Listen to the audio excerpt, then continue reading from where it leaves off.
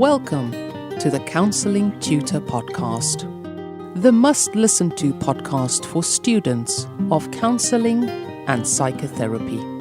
Here are your hosts, Rory Lees-Oakes and Ken Kelly.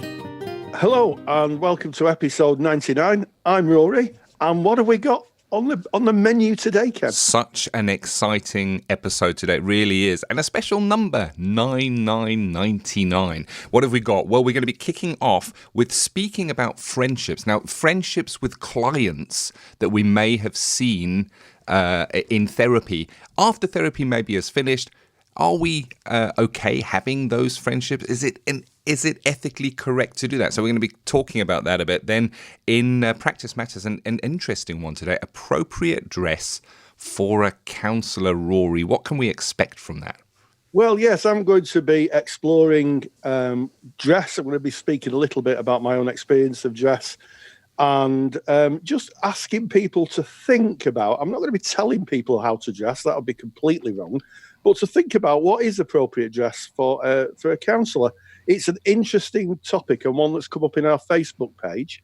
And if you don't know what our Facebook page is, if you're new to the podcast, if you go to Facebook, type in Counselling Tutor with 2 L's, you'll find our group. It's a closed group. Knock on the door and you'll come in and you'll meet 22,000 like-minded people. There's tutors, there's qualified practitioners, there's a whole host of students going through the training, and it's a really vibrant group. And this question came up in that group. It did indeed. And another thing that came from our group that we're going to be discussing today, because all our topics are suggested by you, is progression routes. What happens? You know, you finish your studies, you qualify, you've got your piece of paper, you can now go out and practice. What does that look like? What routes are available for a qualified counsellor? But let's kick off speaking about friendships, Rory. Friendships of maybe, I guess there's 2 sides to this. It may be that a client that we've seen that later you're suggesting a friendship may start there, or maybe somebody who is a friend who says, can you counsel me? Yes, it is a very, very tricky area.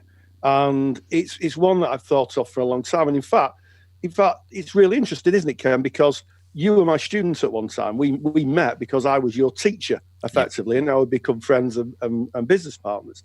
And I seem to remember we have to navigate pretty thoughtfully our relationship. And the reason for that is because obviously I'm privy to things that Ken spoke about in his personal development group.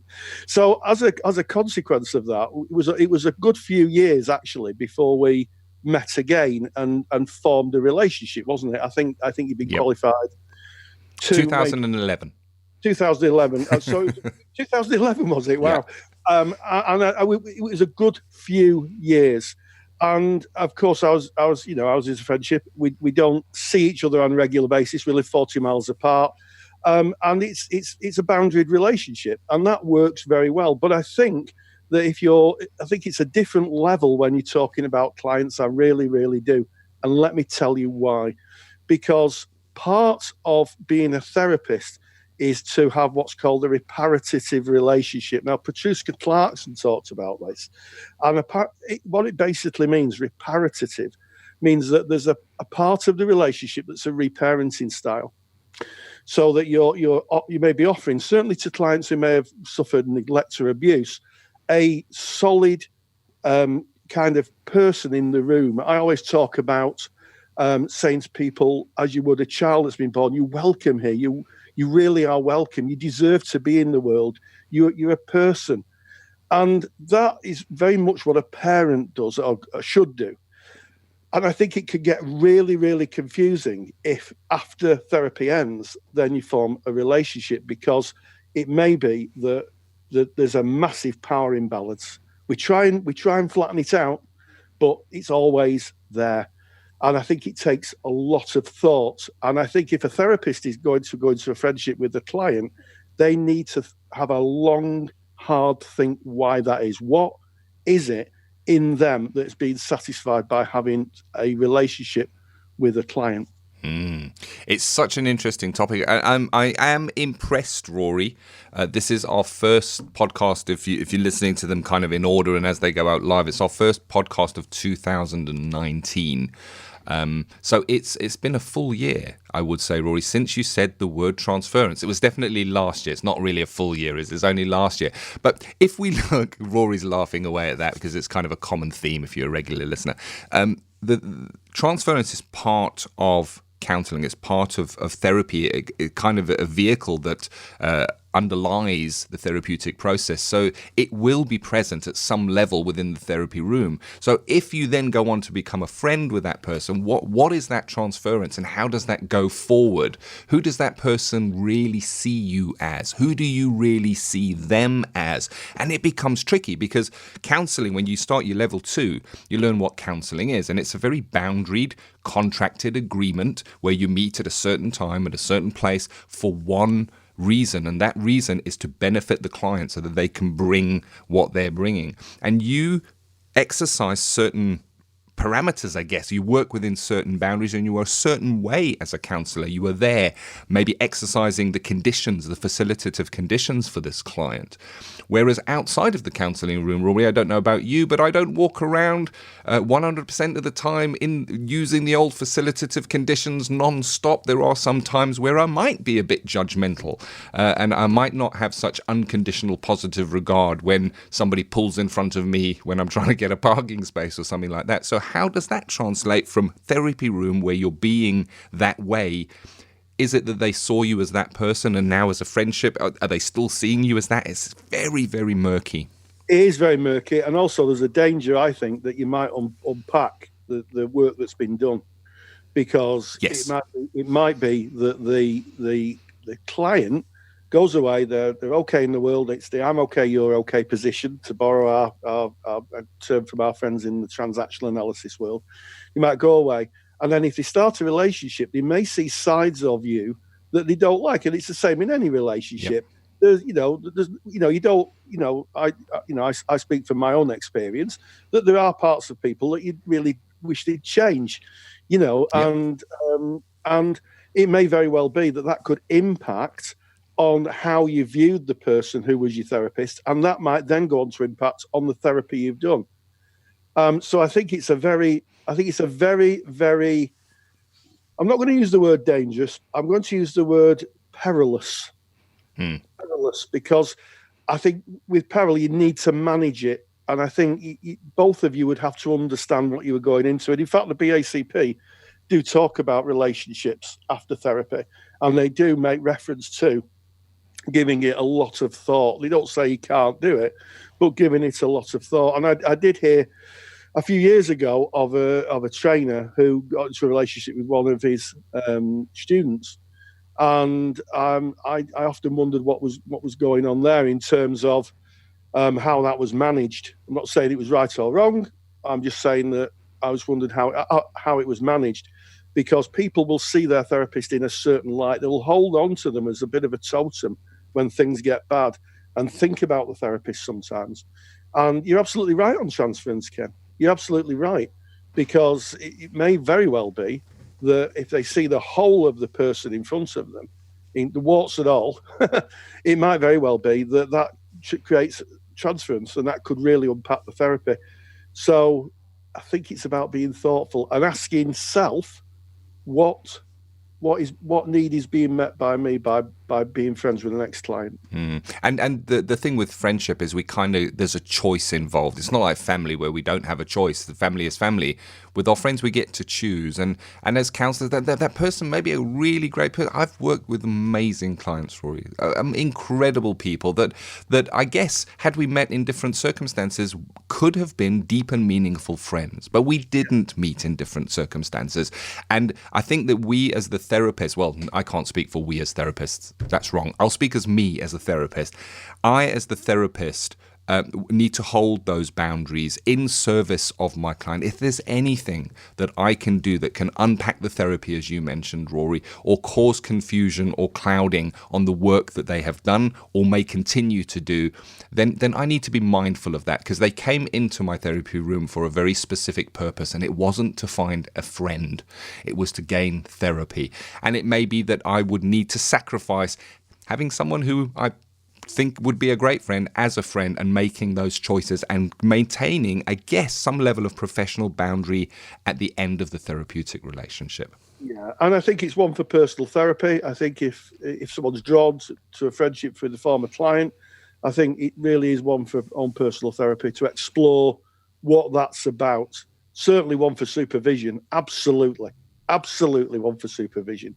As a supervisor, I would want to hear that if one of my supervisees, and I would be asking a lot of very maybe probing questions as a supervisor. And I think definitely one for own personal therapy. It's not impossible. And on a final note, Ken, I would also say that if you've got a client who's come in with really historic neglect or abuse, and you start to befriend someone with that kind of a history, that could be a very dangerous road to go down. 100%, really it is. And kind of just to end this off, because in the preamble to this, one of the things I mentioned is a current friend that you may have who now finds out that you're a therapist and comes knocking on your door saying, oh, hello, would you be able to counsel me? I think this might be a shorter discussion, Rory, in that we just go, no. Yes, yeah. Yes, I would refer everybody to a conversation I had with a student many years ago who said to me, if someone knocks on your door and wanted therapy from you, what would you say? And I said, well, I would point them in the direction of a therapist. Yes. And say, and if I was a friend, I might offer a listening ear, but be very clear that it would be as a friend, not as a therapist. And she said, I quote, I'm an awful person, uncaring and unkind. And her friend, who lives next door to her, is a therapist, and she would listen and counsel anybody who came to her door. And then in the next breath said, mind you, she's had a couple of nervous breakdowns. Yeah. Yeah. Yeah, it's tricky area. So counselling someone you know, family members, that is really, I think, bordering on unethical. You wouldn't have to look far on the BACP website or phone their ethics department. They're going to advise you the same. It's just not a good idea at all. And friendships of past clients, again, tricky. But we want to hear your comments. So share your comments with us. Get onto that Facebook group. It's Counselling Tutor. Type that into Facebook. Go knock on the door. Join our group. Come and join tens of thousands of like-minded people. Share your comments on that. We'd love to hear that conversation. So moving on to Practice Matters. This is a part that we bring where Rory looks at an area of practice that really matters, because that's why we do the courses and that's why we counsel, so we can be in practice and be there with clients. And today you're talking about the dress, and this is appropriate dress of the counsellor, I gather. Yes, it's something again that's come up in our Facebook group about what's the appropriate dress for a counsellor. And I certainly wouldn't tell people how to dress. I think that's certainly not my remit at all. But what I've done is I'm going to talk about just some observations of how the therapeutic relationship might be impacted by the way people dress, and how to be thoughtful of it. And some things that sometimes I gave an example, as you'll hear, of unintended consequences. Looking forward to that one. That's Practice Matters with Rory after this very short message. Take the stress out of your counselling studies and get the support of Rory and I by joining us in the Counselling Study Resource. See how Counselling Study Resource can help you. Visit counsellingtutor.com. That's counsellingtutor.com. Clothing and counselling. Recently, on a rare shopping trip to buy some new clothes, I was attracted to a nice polo shirt which looked very smart and was reasonably priced. Much to the bemusement of my wife, I put it back on the rack because I noticed it had a Guinness logo on the breast pocket. In my mind, I could see a conversation in my therapy room going along the lines of, I see you're wearing a Guinness shirt, is that your favourite drink? At which point, the therapeutic conversation moves away from the client's frame of reference and into mine. I also thought it may be insensitive to clients or supervisees who may be in recovery from addiction to blatantly advertise an alcoholic beverage in a therapeutic setting. You'll find that most agencies have a dress code. Find out what it is before you start seeing clients. It can save the embarrassment of someone taking you onto one side and having an awkward conversation. In the absence of a policy, just have a look at what other colleagues are wearing. And here are a few other observations on clothes. Dressing in your counselling clothes can cognitively put you in the right frame of mind for the work you're doing. Just like any other uniform, the clothes you wear can help reinforce what your role is. Try it, you may be surprised. Given that most courses ask for at least 100 counselling hours, it's not unusual for students to find themselves volunteering in agencies who offer free therapy to those who may struggle to pay privately. What message would it send out to a client on a limited income if their counsellor was dressed head to toe in Armani? How might that impact on the therapeutic relationship? The same thinking applies to clothes emblazoned with logos. Imagine a lifelong Manchester United fan sitting in front of a counsellor wearing a Manchester City t-shirt. If you wear a uniform as part of another job, change out of it. I once had a colleague who was a serving firefighter. Part of his uniform included black trousers and a white shirt with epaulets, not unlike the ones pilots would wear. He would remove his shoulder insignia and take off his name badge before seeing clients. He had a rude awakening when one of his clients disclosed that he felt uncomfortable speaking with an off-duty police officer. Being thoughtful about your clothing choice, which can, if not considered, impact on the therapeutic relationship. Thank you as always, Rory. Always something to learn there.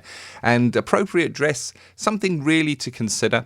And if you want to get Rory's super duper handout, turbocharged, am I making it sound good, Rory? It is good, though. We have so many emails about Rory's handouts. You can get it. It is free of charge. Just go to our website. It's counsellingtutor.com. It's 2 L's because we're based in the UK in counselling. Counsellingtutor.com. Top of the website, there's a little tab that says podcasts. Click on podcasts because that's what you're listening to and go to episode 99. All the links from today's episode are on that page. A little bit of a condensed version. We call them show notes of what we've spoken about today. And right there from within that page, you can download Rory's super duper handout on appropriate dress as a counsellor in therapy. And that moves us, I guess, right on to our next topic, which is about progression. So we do these studies and we become a qualified counsellor at whatever level we are aiming at. What happens next? What are the progression opportunities? And I guess this is not just about, okay,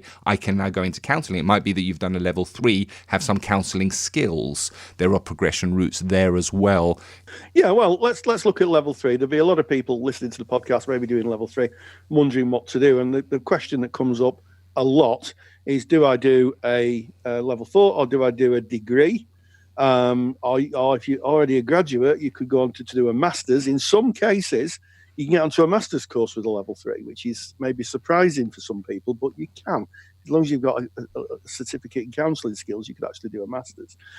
And I think the choice there is about what it is you want to achieve. By going on to a level 4, it's a craft-based endeavour. So a lot of it will be about learning the craft of counselling, perhaps not academically very high.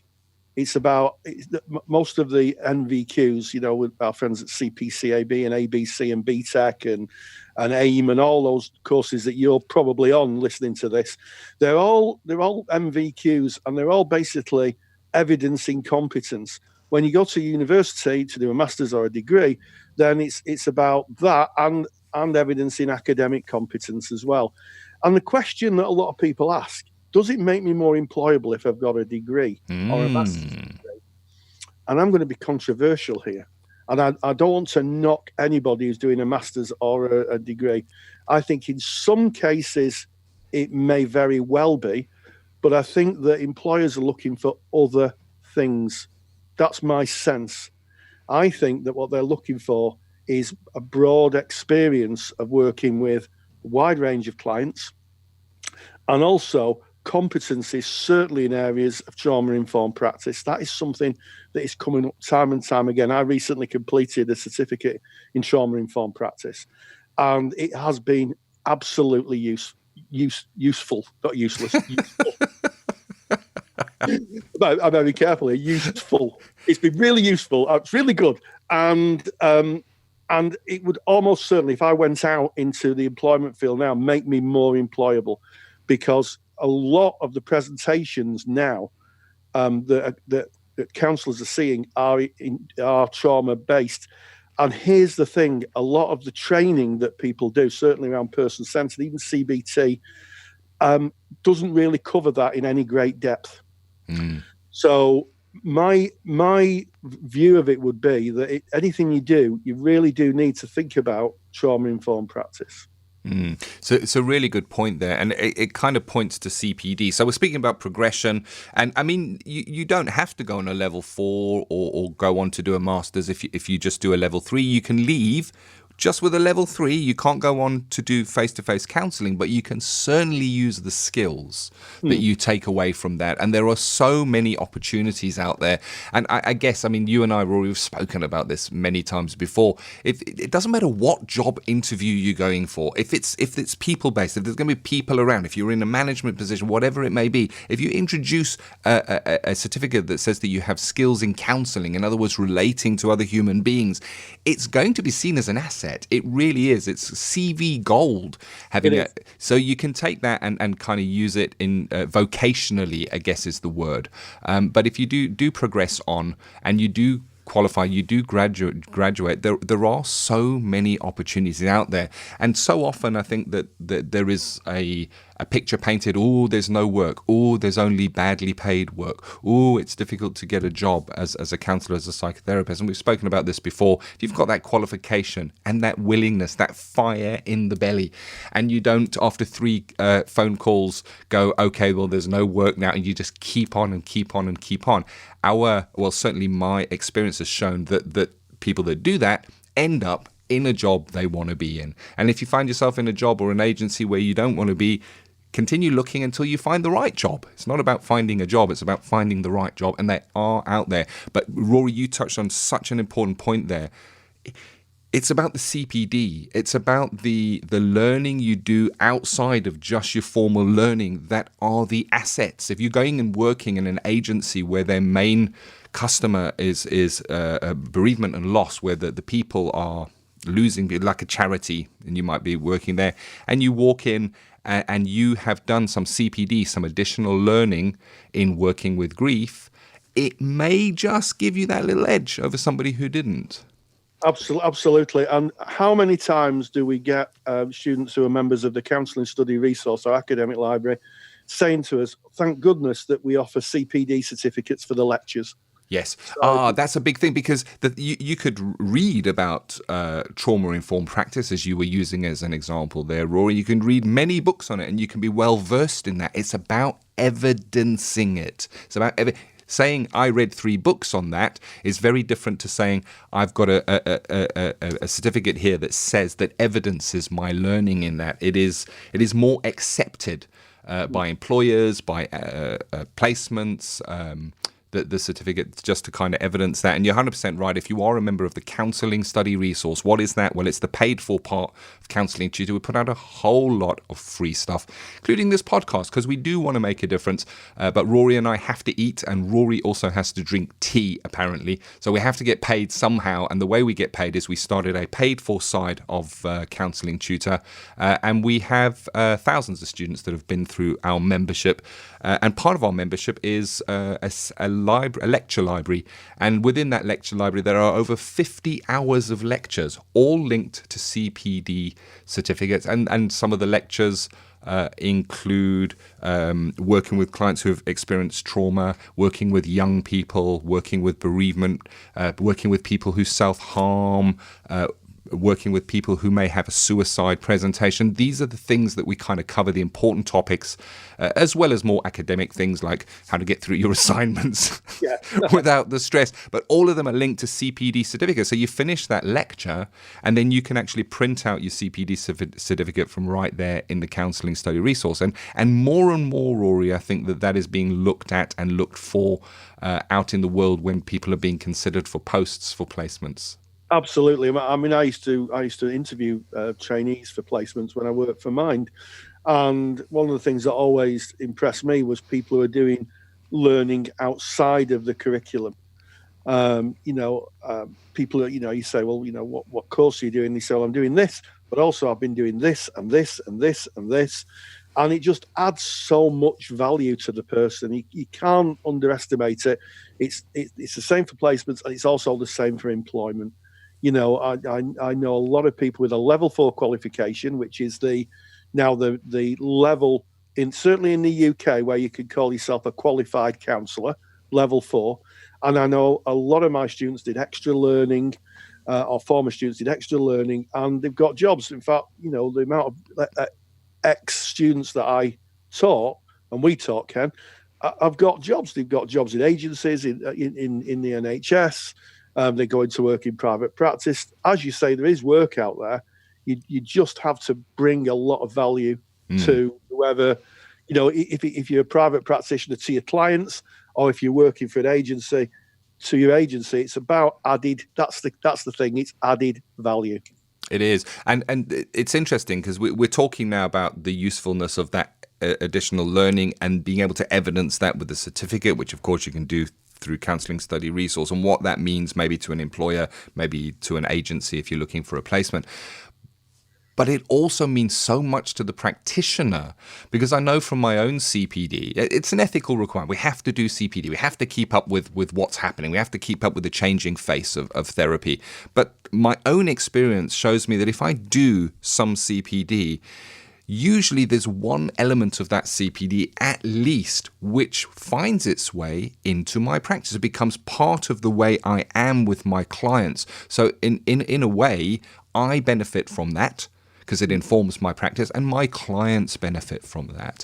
And I guess it comes with the experience. The more experience you have, the more CPD you've done, and the more information you have to draw on, Rory. You're a walking encyclopedia, I've used that word from time to time, of information. A client can bring a presentation, and you have so much that you can go through and look at from the books you've read, the CPD you've done, to be able to be of best service to that client. Absolutely. And I think what I would say is that we're living in a trauma-informed world. Absolutely. A lot of the presentations, certainly from supervisees I work with and in my own practice, is informed by trauma, and we know so much more now. And also bereavement. Bereavement is a big area that I think goes untouched. I mean, people talk about Kubler-Ross, Elizabeth Kubler-Ross and the stages of grief, but actually there's a whole lot more learning around grief, and I think it's really useful if people undertake separate CPD modules. As you say, we have those in the Counselling Study Resource, but it's about adding value, and I think it's also about servicing your clients. So my CPD and my progression has always been about what the clients have brought and where my gaps of knowledge are. I've always gone in the service of the client. You can't go wrong there. I love that. It's the clients that teach us. It really, really is. We go to college, we go to university, we learn the theory, we learn how to use the skills, and then we go in front of our clients and they show us what we need to learn.